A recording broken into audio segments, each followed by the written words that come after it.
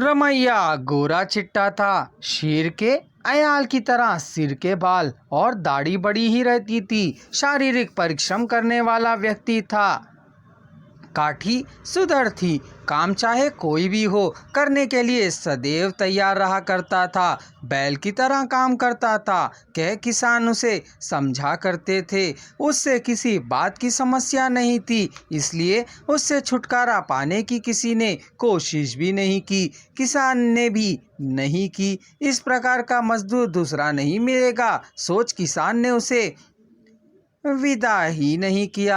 अपने मजदूर की शादी कराकर उसकी स्त्री और बच्चों के भार और हल्ले को सहन करने की शक्ति उनमें नहीं थी। जो भी हो, 25 साल तक रमैया की शादी नहीं हुई थी। एक दिन चित्रंकलू पेद्दंकलू उस किसान के पास गए और उसकी दृष्टि में आए एक रिश्ते की बात कही। वेंकैया वेजेंडला का रहने वाला था। उसकी 14 संतानें थी, 7 लड़के और 7 लड़कियां थी। विशांतम्मा 13वीं संतान थी। वह शादी के लिए 1 साल से तैयार थी। रिश्तों के लिए रोज खबर करी जा रही थी। उनका खानदान अच्छा था, उनका खान पान भी अच्छा था।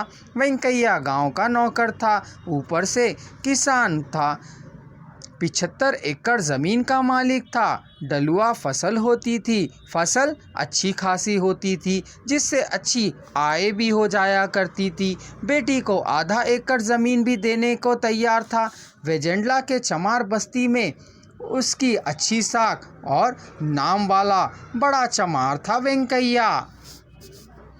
विश्रांतम्मा भी सुडोल गुड़िया थी, अभी भी माँ की लाडली ही थी। भाई बहनों की दुलारी थी, गोरी चिट्टी थी, देखने में भी सुंदर थी। मामाओं ने कहा, यदि तुम विश्रांतम्मा को देखना चाहते हो तो चलो एक दिन वेजेंडला चलते हैं। यदि तुम्हें पसंद हो तभी शादी होगी, लेकिन एक समस्या है।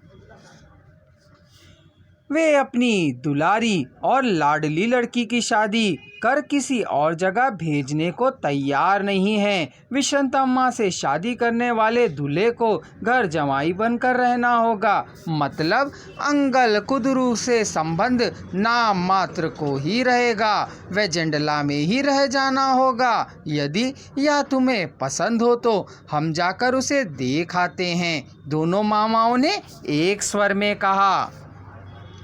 उसकी छोटी बहन वन्नम्मा नंदीवेलगू में अपने पति के साथ सुख संतोष से थी। मामाओं के पास कभी भी आया करती थी और जाया करती थी। पिता से तो संबंध विच्छेद कभी का हो गया था। घर बार सहित उसे पत्नी के साथ रह जाना पड़े तो उससे बढ़कर और अच्छी बात क्या हो सकती है। उन्हें वह पसंद आएगा या नहीं, यही एक संदेह है।